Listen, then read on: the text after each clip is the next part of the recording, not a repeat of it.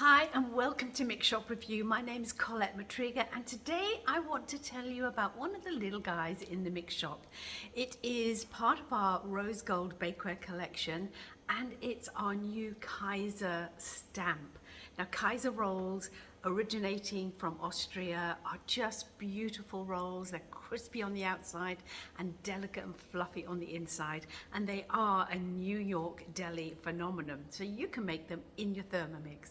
Now the rolls themselves on Thermomix, there is a great cookbook with a whole variety of rolls, including a quick cheats version, and there's a beautiful version where you can stuff them with cheese and chicken. It's so delicious. So the little stamp, have you noticed it looks like the blades of the Thermomix? The little stamp is super easy to use. When you get it, please check the back of the box because you've got full instructions on that. And it really is as simple as taking your roll dough, getting your Kaiser stamp, and basically just stamping down in the center. And you don't want to go all the way down. You want to go about halfway down, and that will be fine.